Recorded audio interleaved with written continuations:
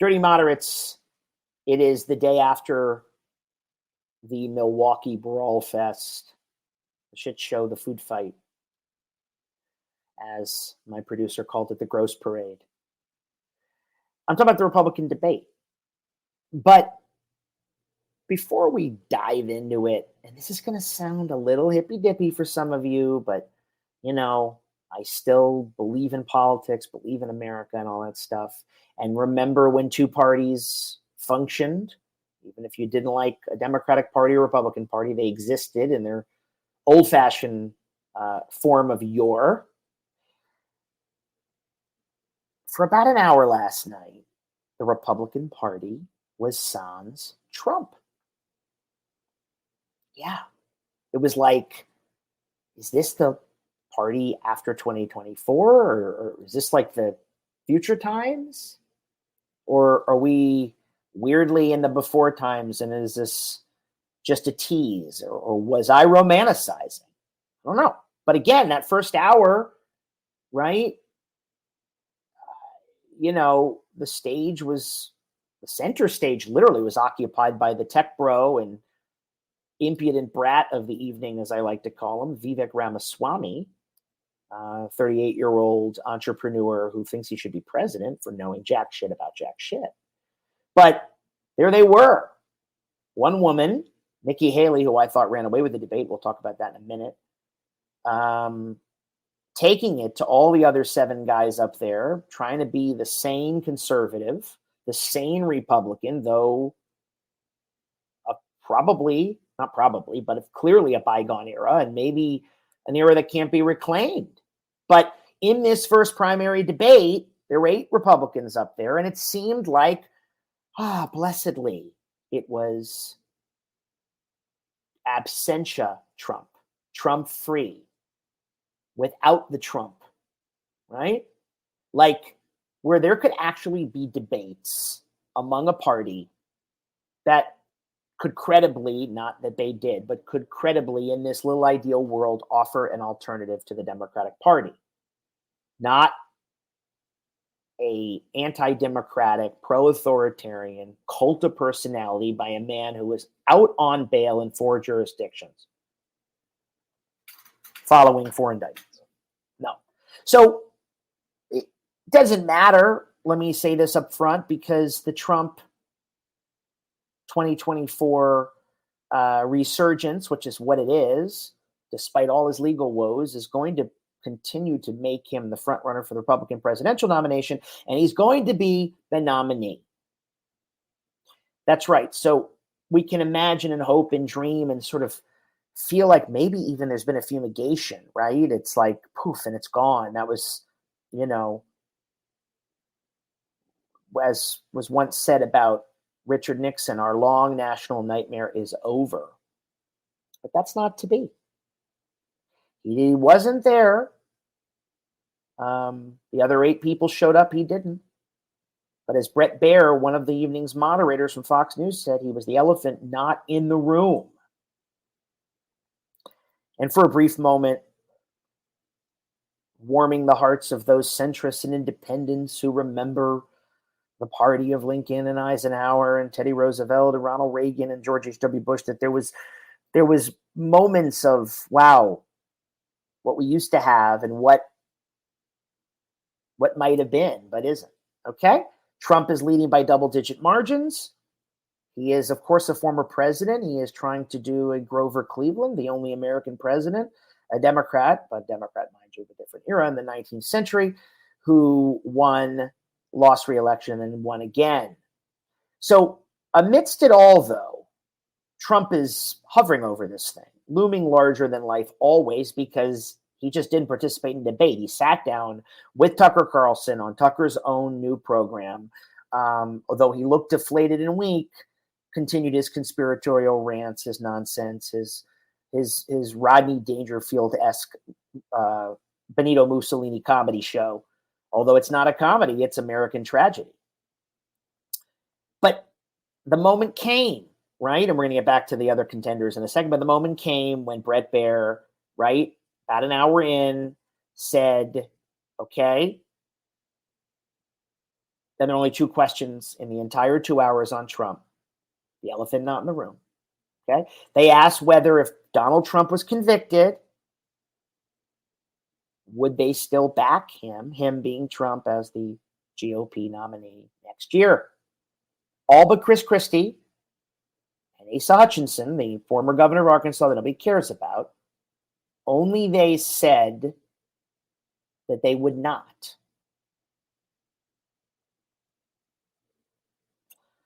Yeah. So there it went. I mean, for pretty much 8 years since he came down the escalator, we have had Trump strangling us, literally sucking the oxygen out of the room, turning every Republican policy gathering into his own psychodrama, his own braggadocious forum, turning the party of Lincoln into his own fiefdom for his own benefit. Him being neither a Republican, he was always a Democrat. He's actually a nothing. He's a Trumpist, and neither a conservative. He's not. But you still can't help but say, God, for an hour, were we breathing last night?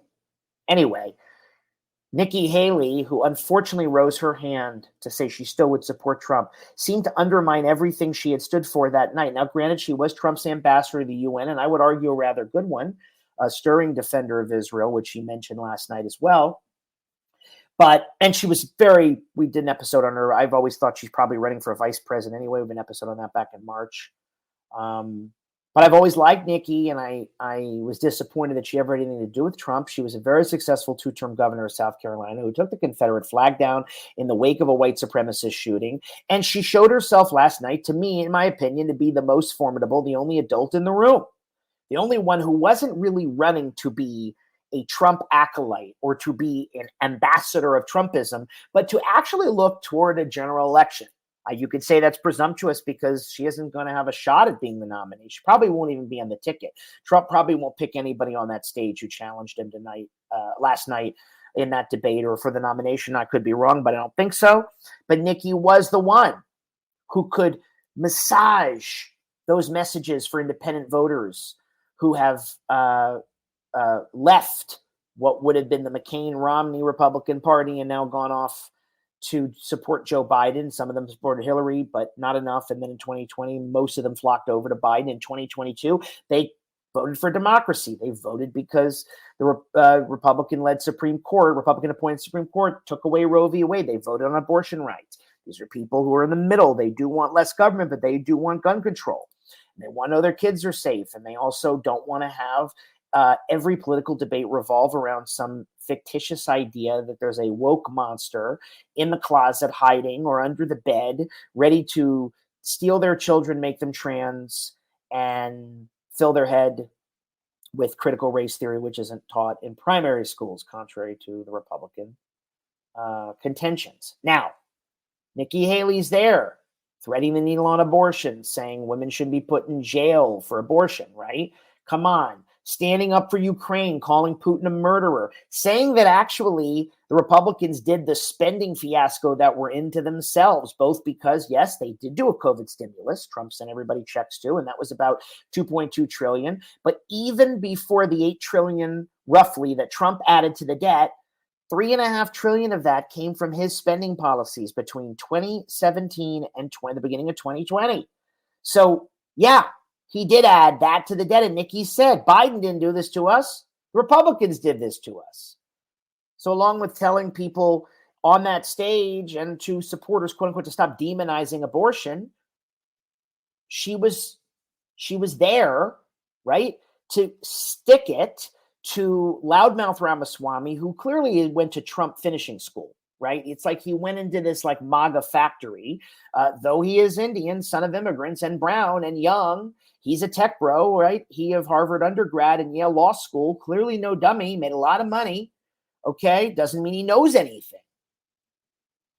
I mean, this guy says last night, quote, Ramaswamy, I find it offensive that we have professional politicians on the stage that will make a pilgrimage to Kyiv, to their Pope Zelensky, without doing the same thing for people in Maui, or the south side of Chicago, or Kensington. Kensington is a rough area of Philadelphia, by the way, for those that don't know. Okay, He finds it offensive. All right. And then worse, here's what I find offensive, and no Republican really stuck in there. Nikki Haley did, of course, again, say, yes, climate change is real, but asked whether human behavior create global emissions and climate change. Ron DeSantis, by the way, who had the dazzle of your grandmother's old armoire last night, he resisted answering it, okay? But Vivek is how you pronounce it, like cake, Vivek, denounced, quote unquote, the climate change agenda as a hoax. Nikki Haley said it's not a hoax. We have to pressure China and India to lower their emissions. That is true. If those major polluters don't, doesn't mean we don't do our work here, but we are on the same globe, okay? America, people who are environmentally conscious, that should be all of us who care about this, and we do. Sometimes people on the left forget that we don't live in a bubble. We're not domed in. And yeah, it is the responsibility. It doesn't mean we don't do anything here, but to Democrats, you've got to be honest to people, with others, and say there are polluters on this earth, and we share this earth. We are not siphoned off. We're not cordoned off. Okay. But all of these policy differences that we're talking about, right, have been subsumed by Trump and his unraveling of American norms and precepts, right? His lies, his criminality, his awful behavior, okay? The endless cycle of drama. You know, there's been that freedom, though, even though he's still been around, when he's been off Twitter since the election, that every day with the hate tweets and the fights, and he's still doing it, but he does seem smaller by comparison. And Truth Social, though many of us share it on bigger sites, you know, is speaking to a very, very MAGA audience. But Trump's legal woes or his morass of his own doing, he has still not conceded the 2020 election, which is outrageous that anybody could still support him. You do realize that, and I've said it again, he has not yet conceded. Forget the big lie. Not that it's not huge. It's huge. It's the basis of two of his indictments. But he hasn't conceded the election. Okay? But Ron DeSantis was supposed to be the next guy. Okay? He's supposed to be, if Trump falters or for some reason got ill or couldn't run, it would be DeSantis. But was he even on that stage last night? Yeah, he had a few remarks, but he, as usual, seems stiff and awkward with a really creepy smile. And I don't know, his big takeaway is going to invade Mexico. You know, declare an act of war on our southern neighbor because of the cartels. Look, there are valid conversations to be had about this. There is a little-known governor of North Dakota. If you're looking at the TV, he was all the way to the right. He's worth $3 billion. Governor of a state many of us have never been to, primarily a farm state, who did make the point that more than 200,000 people have died of fentanyl since Biden's been president, as part of a larger problem at the border. This is not to demagogue the border. This is to say that our immigration judges, there are not enough of them. We don't balance enforcement with asylum in the right way. We have too many people coming and no way to process them. Nothing to do with race. People are coming, again, from Cuba. They're coming from all over. They're coming from many places. And by the way, the fentanyl gets to Mexico through China. And then we've got these cartels right under our nose, and we need to talk about them. Do we need to be going to war against Mexico, our North American, along with Canada, compatriot? No, we do not. But these are valid points. Again, moment of policy, rather than the demonization of immigrants, of people at the border, of saying we don't have an asylum policy, of building a wall, of separating parents from children, all the Trump crap. Nikki Haley did seem solution-oriented. And that's one of the reasons I think she walked away from it, because we are looking for the adults in the room. We don't have that. Joe Biden is clearly an adult, arguably maybe too much of an adult, because he's 80, be 81 next year, be 86 if he gets a second term, and he does seem weak. But he is all we've got, folks. You watch that stage and you see everybody but two, Chris Christie and Asa Hutchinson, who are not going to back Trump. Doesn't matter, because they're not going to get the nominee. And you say, it's America or Trump, as I say all the time. Joe Biden's the guy. There are no perfect candidates, by the way. There is this counterfactual that if there were no Joe Biden and no Vice President Kamala, that we would be finding this magic person. The Democrats have a great bench, by the way. I should say that. A lot of bullshit out there. Gretchen Whitmer, Michigan's fantastic. Roy Cooper, North Carolina. Andy Beshear, Kentucky. These are all governors. Jared Polis in Colorado. There's a lot of people coming down the pike. A lot of governors, which is always good, who've got some real mojo. I think Pete Buttigieg will make a comeback once he gains a little more experience. And there's a lot of people out there. Okay. But let's not kid ourselves. There's no perfect candidate right now. An incumbent has a right to seek re-election. Biden has done a good job. You don't have to agree with him on everything, but it's going to be Trump versus Biden. And what choice do we have? I mean, Vivek Ramaswamy, who had a lot of dazzle last night, no question, when he was going after everybody up there, he called them all super PAC puppets. He said he's the only one up there who wasn't bought and paid for. Of course, then risibly and uproariously said that Trump was the best president of the 21st century. Of course, Chris Christie took a shot, said he talks like he's, a robot from ChatGPT. And when Vivek Ramaswamy, who consistently plagiarizes Obama, I'm a skinny guy with a funny name, Chris Christie said, well, that's not good because Obama was an amateur. We don't need more of that. Mike Pence also called Vivek a rookie. Mike Pence, who really was there last night trying to get his mojo on, giving his life to Jesus Christ. Well, more than that, he gave his life almost for good to Donald Trump, whose supporters wanted him hanged for not undermining the Constitution and making bullshit up on January 6th. He deserves credit for that. And he said, I chose the Constitution, I always will. But that's the bare minimum. Mike Pence is a homophobic right-wing lunatic. He is pompous. He is pious. He is holier than thou. As governor of Indiana, he cost the state billions with his stupid homophobia. He used to be, by the way, a shill for the tobacco industry way back when. He calls his wife mother. This guy's such a creep. Okay, yeah, so he did not make up a theory, as John Eastman argued he could. John Eastman being a Trump attorney who is under indictment now and turned himself into Fannie Willis's Fulton County police station, not Fannie Willis's, but Fulton County police station yesterday, I believe. John Eastman said a vice president could reject the electors, and he came up with a fake elector scheme. Mike Pence said no. And Christie and DeSantis both gave him his credibility last night, and he did do the right thing. But that's the bare minimum.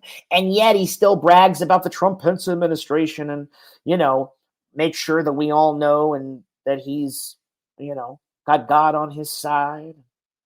He's the only fool up there, not even Ron DeSantis, who signed a 6-week abortion ban in Florida, but wouldn't say whether or not he would do that should he be elected president. Mike Pence said, oh, yeah, we have to have a federal abortion ban, Dobbs sent it back to the states, but it's not a states issue, right? We're big government Republicans now. That's the thing. We're not for limited government, for unlimited government. Let's pass a law after the Supreme Court took away a constitutional right for women to control their own uteri. Let's make sure we ban it. The point being is that this is all bullshit. And all of these positions, Nikki Haley's leadership notwithstanding, but Vivek Ramaswamy and Ron DeSantis and even Tim Scott, people forgot he was on the stage, who left no impression, senator from South Carolina. All these people in one way or the other, right, who are currently still trying to claim the mantle of Trump are just his flotsam and his jetsam.